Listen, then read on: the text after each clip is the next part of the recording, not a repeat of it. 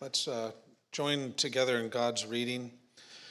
In Matthew 26, we're going to start at verse 26 and go through 35.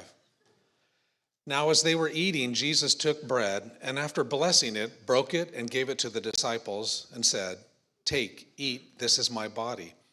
And he took a cup, and when he had given thanks, he gave it to them, saying, "Drink of it, all of you, for this is my blood of the covenant, which is poured out for many for the forgiveness of sins.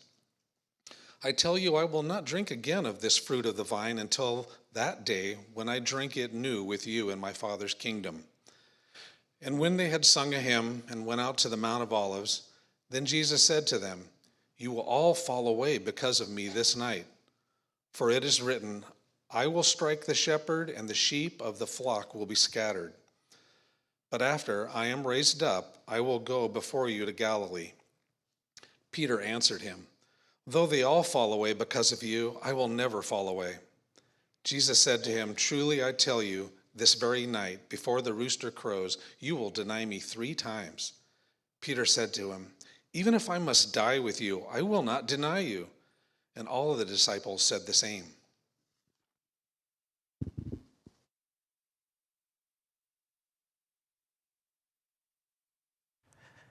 Not the typical passage for Palm Sunday. Palm Sunday, we're celebrating the triumphal entry, but this is actually something that happens because of Palm Sunday. And this is just such a great passage. And, this week celebrates the purpose that Jesus came. Christmas is fun. We give gifts. We think about the birth of Jesus. But the Bible tells us that Jesus came to die. It says that the Son of Man came not to be served, but to serve and to give his life a ransom for many. This is why Jesus came, is so that he could die on the cross and accomplish our salvation. And have you ever thought about sometimes, you get super high highs and then these massive lows? And it is amazing what Jesus did. Throughout Jesus' ministry, there were like these highs where Jesus was doing miracles, doing these amazing things, had huge crowds, everybody was coming to see him. And then there was these lows. He'd get these big crowds, he would preach sermons to them, and they would all disappear. And then Jesus would look at his disciples and say, "Hey, look, everyone left. Are you going to go too?" And it was just so cool in those moments because their response to him was to say, "Jesus, where are we going to go? You're the one we're here for." And so that's really cool. And when I think about our title this morning is Shattered Dreams, you've probably never seen the title of Shattered Dreams for Palm Sunday. But those dreams were so powerful because of Palm Sunday. So in Jesus' ministry, he was very purposeful. Nothing about Jesus' ministry was ever an accident to him. There's nothing that ever happened that surprised Jesus. Now, what we find out about Palm Sunday, though, is everyone is surprised. What people expect is not what's going to happen. And the only one who knows what's happening is Jesus. So just as far as the idea of Palm Sunday, a thing for us to remember is that Sunday today is the triumphal entry. That's the day that Jesus enters Jerusalem. There are massive crowds. It is the height of his popularity. He has never been more popular than he is on Palm Sunday. And you'll remember, he raises Lazarus from the dead. And after he raises Lazarus from the dead, that creates a huge stir. Everybody's going to see Lazarus because this guy, he died. He was in a tomb, and now he's living, and people are going to see him. And when that happens, that creates a lot of energy right around the Passover that they're going to celebrate. So as Jesus is coming down, he's going on this path, and the throngs are just gathering, and there's these massive crowds, and the raising of Lazarus has fueled his popularity. And the Pharisees, they want to kill Jesus. In fact, they're so upset that Lazarus has been raised from the dead And they're like, nobody can deny that this has happened. And look, the whole world is going after Jesus. And so they're seeing that. And so their plan, this is how evil the religious leaders are. Their plan is, we got to kill Lazarus because this dead guy's walking around and everybody sees him. Let's kill Lazarus. And let's kill Jesus. So that's their plan. But they're thinking, Jesus is so popular, and this is a huge feast, and everybody's together. We'll never be able to kill him now. We're going to have to come up with a different plan. But guess what? They are going to kill him at the moment that they think it's going to be impossible. The disciples, they're not worried. They're not stressed out. They're looking at all of this. They're like, Jesus is the Messiah. Now you think about Peter in Matthew chapter 16, where Jesus is saying to him, who do people say I am? And he lists some things off. And then Peter says, Jesus says, who do you say I am? And he says, you are the Christ, the Son of God. And so he recognizes that Jesus is the Messiah, this king that's going to come and rule on earth, destroy all of Israel's enemies. And they're all looking around at the Romans and they're thinking, this is the day. Jesus is going to free us from them. And so that's what's happening. And Peter, he just says, you're the Christ, the Son of God. And then Jesus says to Peter, what? That's right. And you didn't come to this on your own. God revealed it to you. I mean, what a high moment for Peter. Jesus looks at him and he says, God is speaking through you. And then what happens next?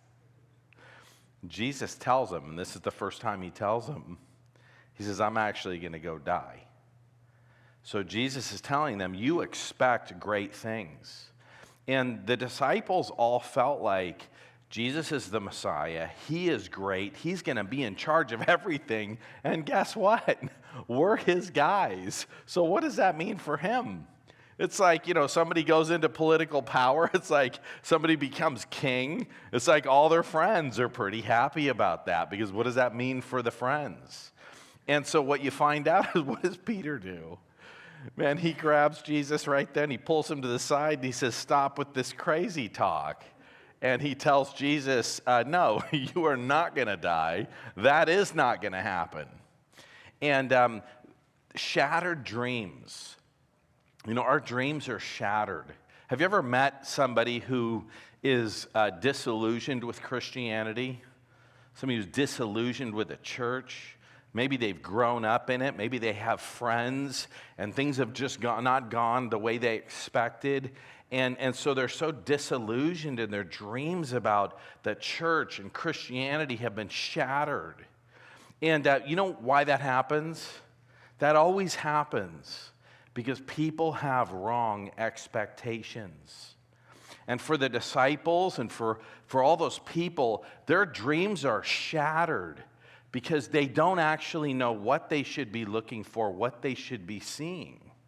And what's so amazing as you think about this is that all along the way, if you're listening, if you're paying attention, and for you and I, as we go back, so we have the benefit of hindsight, and as we read about Jesus' ministry, one of the things that you see in his life is he is always telling the disciples what they should expect. He's always helping them put things in perspective, but they're not listening.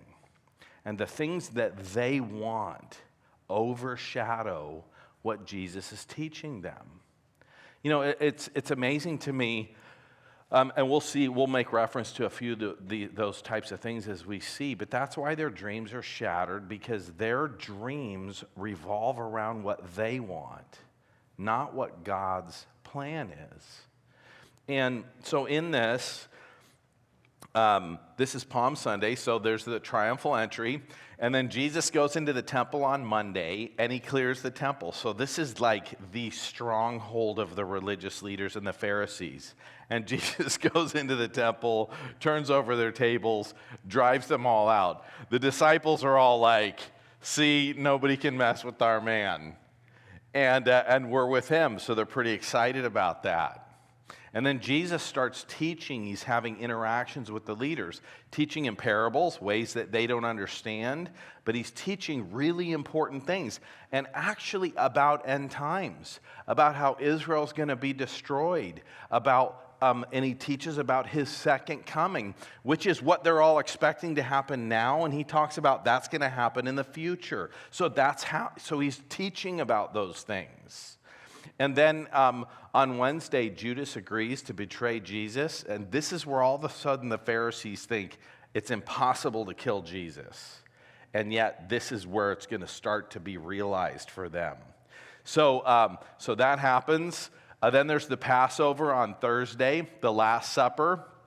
And that's where that was where we began with our reading this morning, talking about the Last Supper. And Jesus is doing the Last Supper, and what does that represent? It represents his death, and the disciples are still missing it. In fact, when you read the account in the various Gospels, after the Lord's Supper, the disciples are still fighting about who's going to be greatest in the temple. I mean, in Jesus' kingdom, Jesus is doing all these things to prepare them for his death, and they're fighting about who's going to be the greatest. Like, they're totally missing it. And then on Friday, there's the betrayal, the arrest, and then Peter's denial, and we're going to look at that. So let's jump in here. I want to tell you where we're headed for Easter. Shattered dreams today, Good Friday, that's the darkest hour where Jesus is killed. But the truth is, it was actually the greatest victory. Again, what everybody saw, what they perceived, was not what was real. And then Easter, unveiled glory. That is when the resurrection happened, and that was not a change of God's plan. All of this stuff is exactly what God planned from the beginning, and so we see that. We're super excited and looking forward to that. But when you think about Jesus, after he raises from the dead, he actually has a conversation with his disciples, and they're totally bewildered about everything that's happened. And while they're walking, Jesus says this in Luke chapter 24, verse 26. He says to them, after this has all happened, was it not necessary that the Christ should suffer these things and enter into his glory? And then you know what it says next? He starts going through the Old Testament and showing him all the stuff that the Bible said about him. You know, just an amazing thing. It's all there for us if we read it and spend some time thinking about it, which is why we need to start in the Old Testament, read to the New Testament, and then when we're done, what should we do? We should start again. Okay, so let's jump in here and let's look at this amazing story. So, here's my points for today. These are the three things we're going to cover. That we need to trust the Lord who reigns. Peter's going to blow it, and Jesus told him he was going to. We need to rest in the Lord who loves us but doesn't need us. Did you know that God loves you and he does not need you? That is so comforting when we come to grips with the fact that God doesn't need us. We need him. He does not need us. And the third thing, that we need to return to the Lord who restores the broken. And this is Peter's story. So let's look at this. But, you know, Peter, this is kind of about Peter. Who's this really about? It's not actually about Peter. What I want you to think most about as we think about Peter, hey, it's good to think about Peter because we can relate to Peter. I mean, I can relate to Peter. You probably can too. But the person we should be focusing on most in this is Jesus, who he is, what he is doing. So let's look at Matthew chapter 6, verse 30 to 35. And I want to just consider a couple things here. It says, and when they had sung a hymn, so they do the Lord's Supper, and then they sing a hymn. Amen. Cannon likes that. I just want you to know, if singing's not high on your list, if you don't really appreciate it, I mean, I've had a lot of friends who really don't care at all about singing. They just want preaching, and they skip the singing and they just go for the sermon, which the people preaching sermons, we could be like that, and we kind of like that, right? What we do is the most important thing.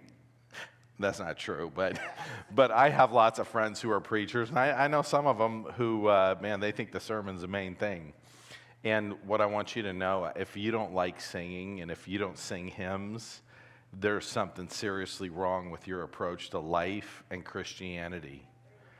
Because Jesus, what did he want to do at a really important time in his life? He got his disciples together after he teaches the Lord's Supper. And what does he do? He sings a hymn. Singing is important. By the way, I was just standing in the back of the room thinking about how well you all sang today. Man, that was such an encouragement to me. It says they went out to the Mount of Olives, and Jesus says, "You will all fall away because of me this night." It's personal.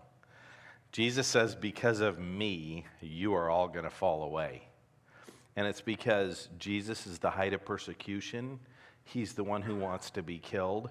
And all these guys who want so much to be close to Jesus because that means power for them, when being close to Jesus means persecution, they're going to roll.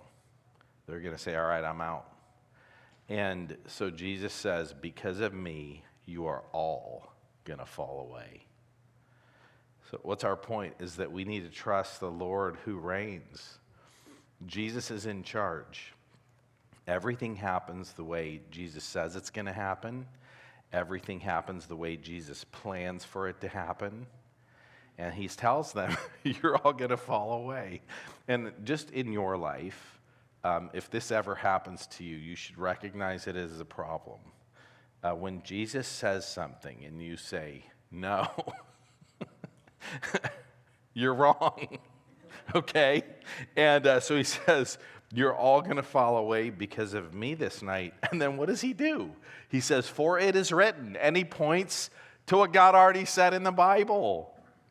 And he says, for it is written, I will strike the shepherd, and the sheep of the flock will be scattered. So that's the bad news, but then look at the good news part.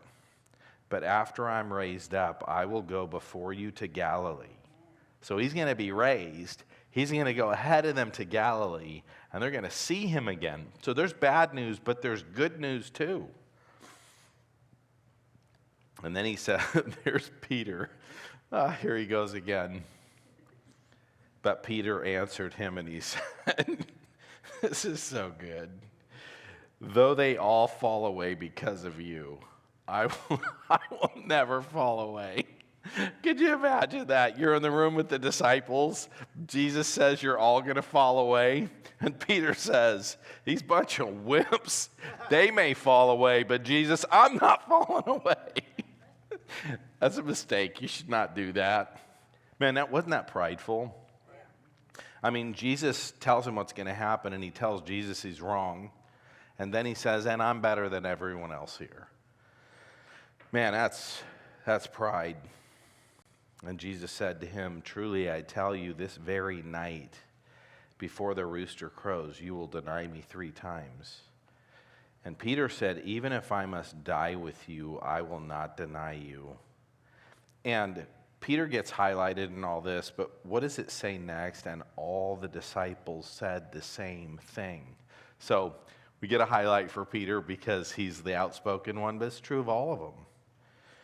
You know, Jesus is omniscient, and he's omnipotent, and he is never at the mercy of everything. And, you know, we can be really hard on the disciples, and we can be really hard on Peter in this situation. But Peter's going to go through things that he actually has no idea he's going to go through.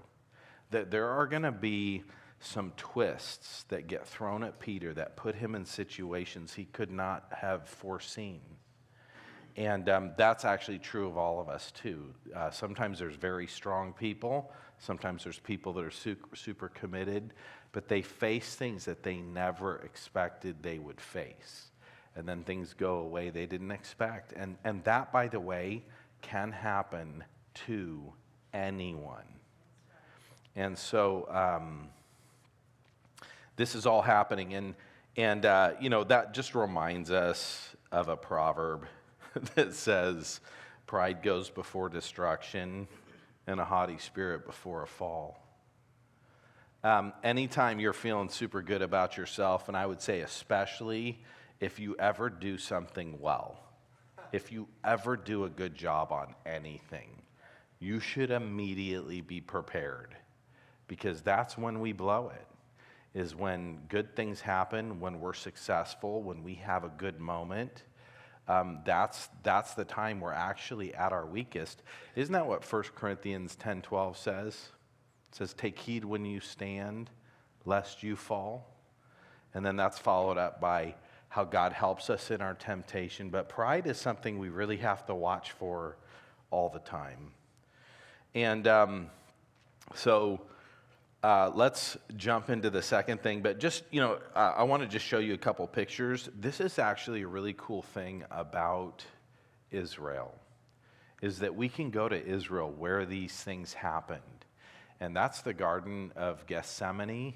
So that's where this stuff takes place. I remember going to Israel and standing there, and there's super old olive trees, and just thinking about the fact that Jesus might have touched this tree right here. Like, this was here when all this happened.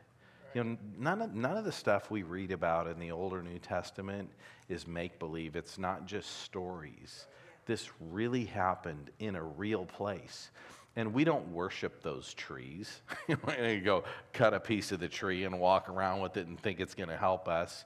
But the fact that we can go see the real places where this took place, it reminds us that it was real then, and God is just as real in our life right now as he was then. These are not make-believe stories. There's a picture of an olive tree there in the garden. It's kind of pretty. Let's consider the second thing here. Jesus is in charge. Nothing's ever an accident. He always knows everything that's going to happen. Everything was always perfectly planned in his ministry. So let's consider the Garden of Gethsemane. And this is the second thing. We need to rest in a Lord who loves us without needing us. And there's so much of that truth in this passage. God loves you, and he does not need you. It's you've probably heard, there's a song that we sing, a worship song that we sing. I don't mean we. Maybe we've sung it here in church. Cameron, sorry, Cameron. I know you made announcements, but Cannon, I don't know, maybe we shouldn't ever sing this song. It bothers me every time I hear it, but it's basically a song that says, God couldn't imagine heaven without us, so he brought heaven down. You ever hear that song? Yeah. And all the people who say God was lonely and didn't want to be alone, so he made some people. I just want you to know that type of thing is so misguided. God does not need you. He did not make you because you're lonely. God isn't thinking, man, I really hope more people would become Christians, but there's all these lame people who won't share their testimony. It's like when you share the gospel with somebody and they reject you and walk away, God's not thinking to himself, oh, crud, that was a perfect moment and I just needed them to do it right. God does not need you. And that actually is very comforting. So this is what it says. So we need to rest in a Lord who loves us and who doesn't need us. And I want to say this too. You are supposed to love people without needing them. And when you need somebody and they don't come through for you, you quit loving them. And you're disappointed. And you're crushed, and you did this to me, and that's why this happened, And you know, the Bible just tells us we're supposed to love people without needing them. And that's what allows us to love our enemies. It's what allows us to love people in the body of Christ who are not doing the things that they're supposed to do. We're just supposed to love them, and we're not supposed to need people. And we need God, but we don't actually need people. And you see that in this story. We're going to look at a few of those, but it's actually all over the place. So in verse 36, the Lord loves us without need. Okay, in verse 36, Jesus went to them to a place called Gethsemane, and he said to his disciples, "Sit here while I go over and pray." Okay, so Jesus sings and Jesus prays. So we should also value prayer. Okay, I could go on, but I'm going to stop there on prayer. And taking with him Peter and the two sons of Zebedee, he began to be sorrowful and troubled. And he said to them, "My soul is sorrowful, even to death. Remain here and watch with me." So Jesus is incredibly overwhelmed. And this is actually one of those things that's kind of a challenge, because what does the Bible say? It says, be anxious for nothing, but in everything give thanks. And it's an interesting thing for me, because when I read the Garden of Gethsemane, Jesus seems anxious. He's sorrowful to death. But I'm going to give you the punchline. He wasn't anxious, because anxious is sinful. And Jesus was never sinful. So whatever was going on here in the Garden of Eden was not anxiety. It was not being anxious. But he was sorrowful even to death. He's going to face this really difficult situation. You know, there's nothing you face. There's no tragedy. There's no difficulty. There is no hardship that you've ever had in your life that Jesus can't relate to, that Jesus didn't go through. That's what Hebrews 4 tells us, that he is a merciful high priest who rescues us in our weakness, because he knows how we feel. And so it just says here that he's sorrowful, and he says, "Hey, please pray with me." And then it says in verse 40, and he came to his disciples, and he found them sleeping. And, you know, I've heard sermons where they'll say, "Poor Jesus, he was having such a rough moment. He really needed his disciples to pray for him, and they didn't do it." And I just want you to know, Jesus didn't need them to pray for him. He was not in need. He was saying, "Come pray for me." That was good for them. And I think that all of these things that happened to them in their life were very informative in their ministry in the future, when they thought back to all the things that Jesus was teaching them.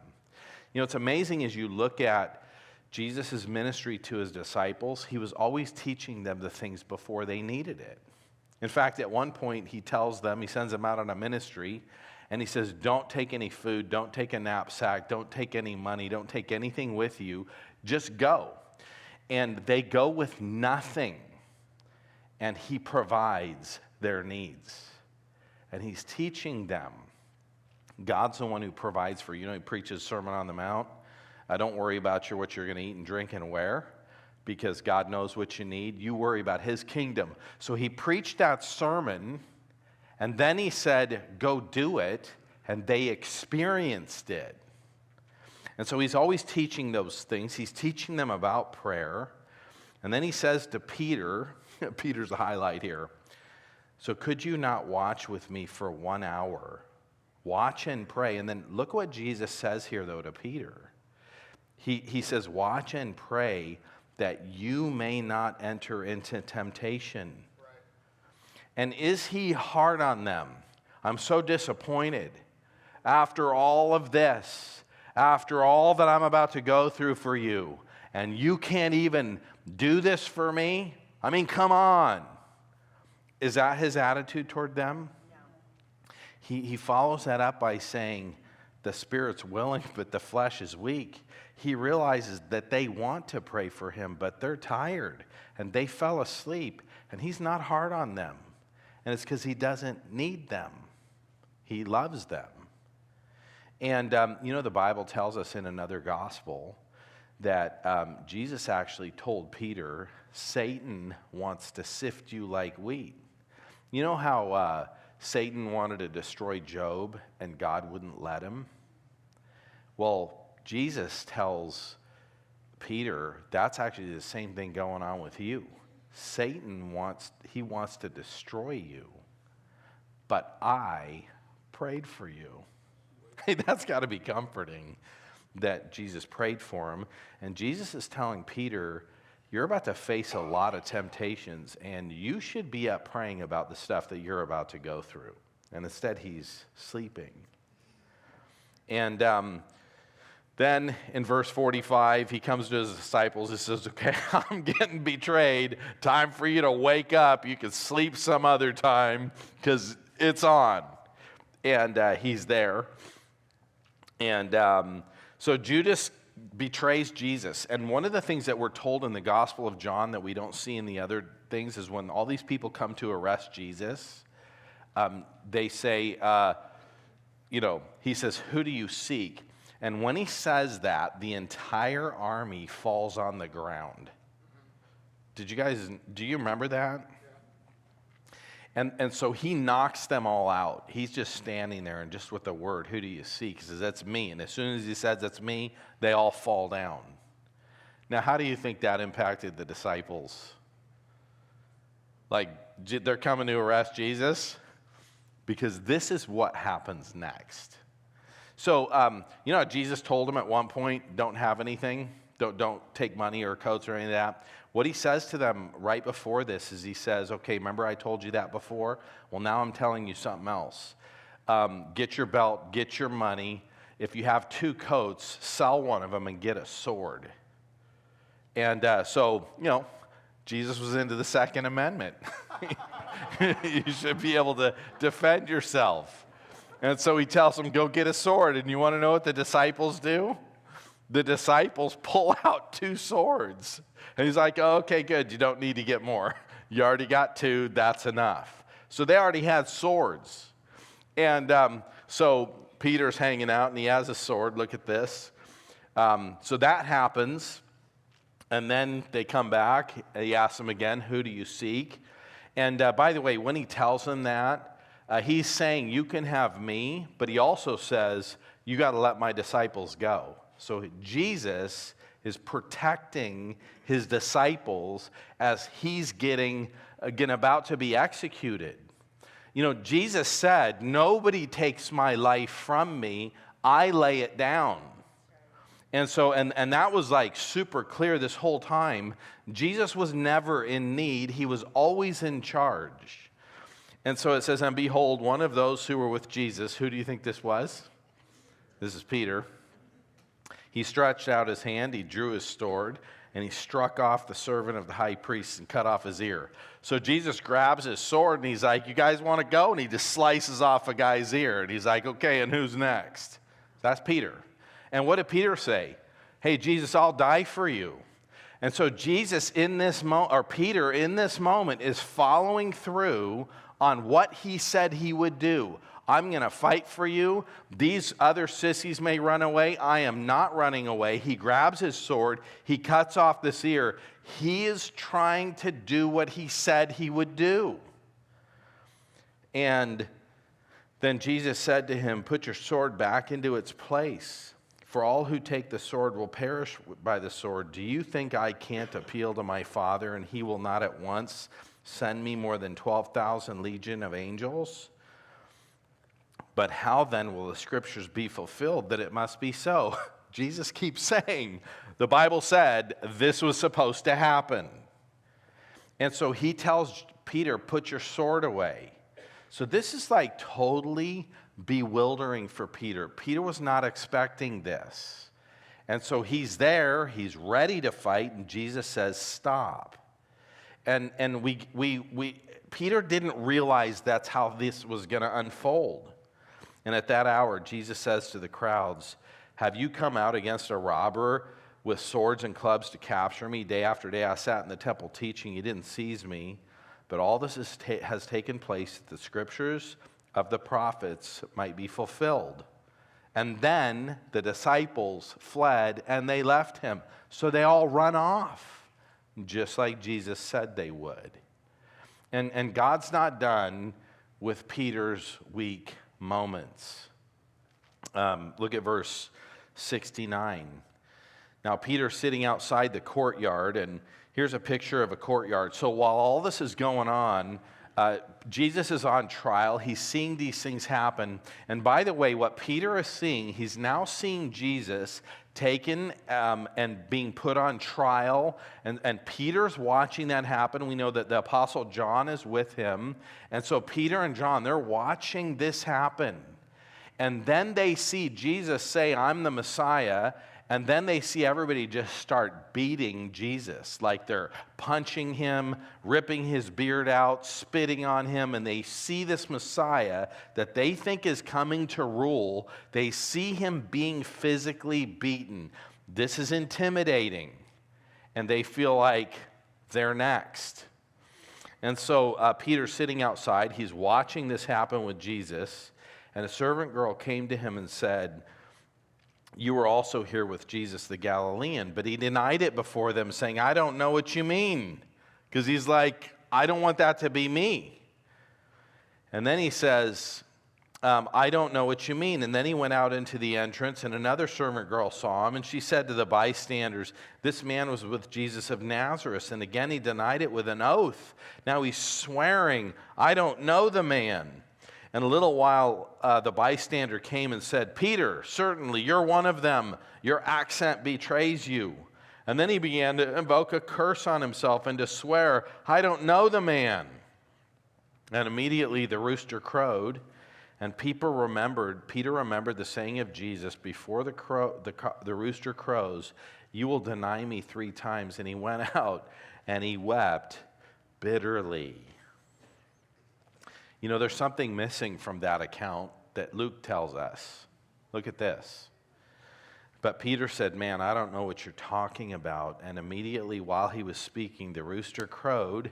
And look at this. And the Lord turned and he looked at Peter. And Peter remembered. So how would you feel about that? You're betraying Jesus. He is getting beaten. Like he's in this moment where it looks like he needs to be rescued, and Jesus has been there for you. Jesus has helped you. Jesus said you're going to deny him. You stood up and said, I'll never deny him. And then you denied Jesus, and he just looks over at you while you deny him. And then it says Peter wept bitterly, and he left. What do you think was on Jesus' mind when he looked over? He's going through all the stuff he's going through, and Peter's denying him. What do you think Jesus was thinking about Peter? You guys realize that God is always watching everything you do? The eyes of the Lord go to and fro across the earth. He sees everything that the wicked and everything the righteous do. You know, I think about that. People blowing it on the internet late at night. They think they're by themselves. You want to know who's there? Yeah. God's there. Yeah. I actually love that about Tom. Sorry, Tom. But often when Tom is praying, they leave an empty chair, and they say, Jesus in that chair. Yeah. Do you know who's always there? Always seeing everything, always watching everything, always hearing every word you say. Do you know who's there in those moments? Jesus is there. God is there. And you know, there's all kinds of things about human accountability. We need accountability groups to keep us from doing things. And I always think to myself, you know, I think that the accountability that matters most to me is that God is always there. He knows everything I think. He knows everything I do. And I think if that accountability ever breaks down, I don't think there's any level of human accountability that will help you. And that's what we need to be in touch with. But what do you think Jesus thinks when he sees what you're doing? And we can grieve the Holy Spirit. 1 Corinthians 6 talks about sexual immorality, and it just says, don't do that because you're a temple of the Holy Spirit. When you engage in sexual immorality, you're taking the Holy Spirit with you. So that's a big deal. I'm not trying to minimize that. I think about Isaiah 6, where Isaiah sees God and just says, I'm a man of unclean lips. Like that should like really shake us up that we would sin in God's presence, which is what happens every time we sin. But what do you think was on Jesus' mind when he watched Peter fall? Was Jesus saying, man, Peter, you're really lame. You're so weak. I can't believe you did that. No. You know, this is the thing that I think is really cool is, did you know that Jesus foretold that Peter would sin? Like he knew he was going to sin before it happened. And it's not like Jesus said, Peter, I want you to help me build the church, but I sure hope you're good enough. And oh, I'm so disappointed. You blew it. God's plan to use Peter included all the things he was going to do wrong. He knew that in advance. And when Satan was going after Peter, Jesus said, I'm praying for you. And I think about all those passages in the Bible where Jesus says, I will never leave you or forsake you. That's Hebrews 13:5, which quotes Deuteronomy chapter 31, when Joshua is going in and God says, be strong and courageous, I'm never going to leave you. And then the New Testament quotes that because God never leaves us. And I just think Jesus was looking over at Peter in his moment. He knew that was going to happen, and Jesus was being with Peter. It's like, I'm there with you. And I'm not sure that that's how Jesus took it. Peter took it. I'm not sure that's how he took it. But that was not a look of disappointment and condemnation. That was Jesus loving Peter and being with him and seeing him and probably still praying for him because he knew what Peter was going to be going through. And that's why we should always return to the Lord who restores the broken. People should never run away from God when they're in sin. When you're in sin, you shouldn't run away. You should run to God. So it says this in John chapter 21, and if you want to look it up in your pew Bible, there's the page number. When they had finished breakfast, so this is after the resurrection, they've seen Jesus a few times, and this is such an amazing interaction because Jesus comes back and he cooks some fish for the disciples. Like they're all out there, they throw the boat, you know, they can't catch any fish. He tells them what to do with the net. They do it. They haul in a bunch of fish. He says, all right, come on over, bring some of your fish. But Jesus is already there. He's cooking breakfast for them. And when Peter realizes it's Jesus, you see Peter's heart. Peter loves Jesus. Can I just tell you, Christians love Jesus. And we sin sometimes and we struggle sometimes. That's the difference between an unbeliever and a believer, is that believers love Jesus and believers sin. And Peter didn't deny Jesus and think, oh good, I got away with it. I got out of there. I didn't get myself in trouble. Christians are not happy when they sin. They don't walk into ways of rebellion and disregard of God and feel good about it.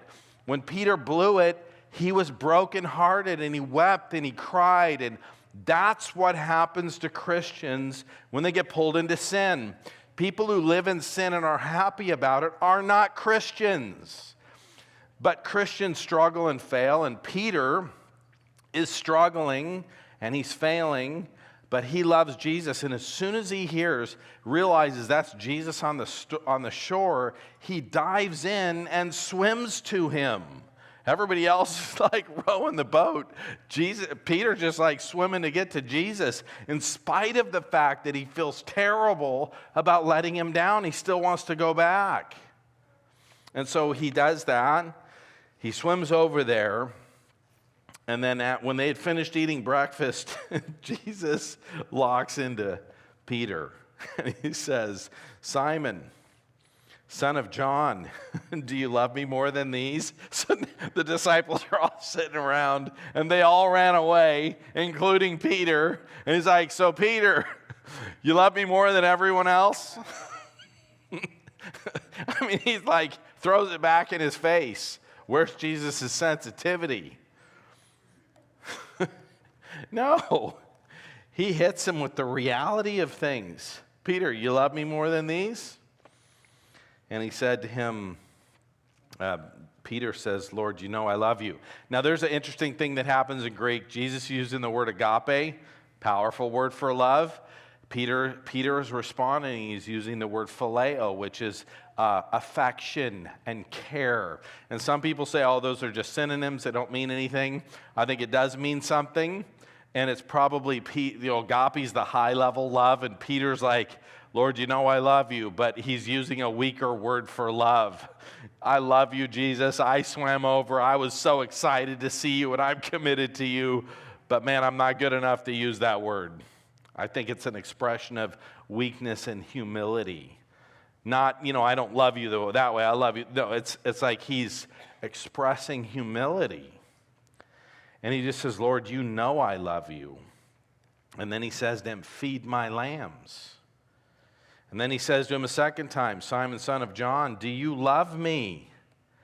And he says, Lord, you know I love you. And he said, tend my sheep. And then he says to him a third time, Simon, son of John, do you love me? And Peter was grieved because he said to him a third time, do you love me? And he said, Lord, you know everything. You know I love you. And by the way, the third time that Jesus says, do you love me? He uses Peter's word for love. He uses phileo. And he says, and then he says, feed my sheep. Couple really important things. Peter denies Jesus 3 times. 3 times Jesus gives him a chance to say, no, I love you, Jesus. And the other thing is that if Peter was ever thinking that he was in this position of ministry because he deserved it, now he knows he's not. But Jesus doesn't say, I'm done with you. You blew it. You're out. He says, Peter, feed my sheep. And by the way, Jesus in advance told him he was going to blow it, and he also told him he was going to come back, because that's what all Christians do. All Christians come back. If you don't come back, you're not a Christian. All Christians come back.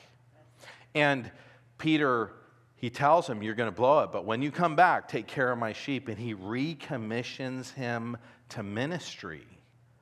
And it's kind of interesting. What's the priority? Feeding the sheep. What is that? That's teaching the word. And tend my lambs.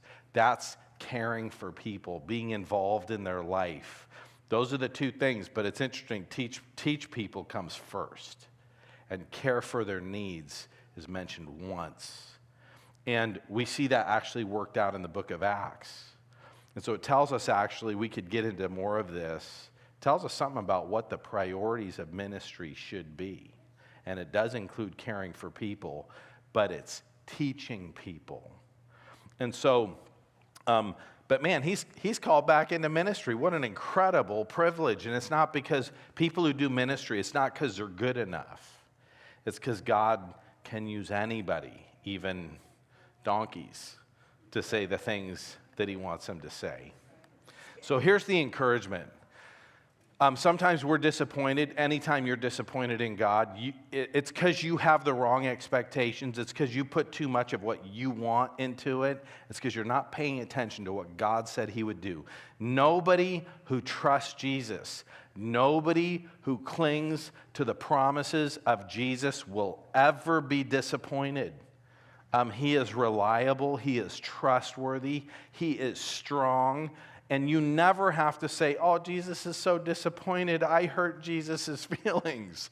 He does not need you. You cannot hurt. You can grieve the Holy Spirit with hard-hearted sinfulness, but you don't hurt Jesus' feelings. I was, as a youth pastor, I was at this thing as speaker saying, come to Jesus. I mean, look at all the people who rejected Jesus. You don't want to reject Jesus to you. Hasn't Jesus been hurt enough? It's like, feel sorry for Jesus and come forward. And I just want you to know, if you're not a Christian, you should be. And it's not because Jesus needs you. And it's not because if you don't, it'll hurt his feelings. It's because you need Jesus. And you should love him, and he will love you, and he will restore you.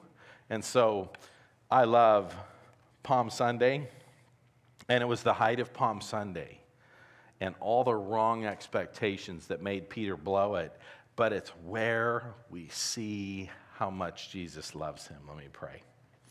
God, thank you for just a story, Lord. It gives us a window into who you are, what you're like. Lord, I think about Peter, man, how devastating, how he must have been so discouraged by all the things that were happening, and yet, Lord, you had a purpose. You were teaching him things that he really needed to know. Lord, when we go through struggles and difficulties, help us never sense your absence. Help us know that you're there, you're in the middle of it. There's nothing we could ever face that is not a part of your plan. And Lord, you allow us to go through things because we're supposed to learn. God, help us to not be foolish, hard-hearted, slow learners. Help us to be people that become gracious, loving, encouraging, caring, people that reflect your character.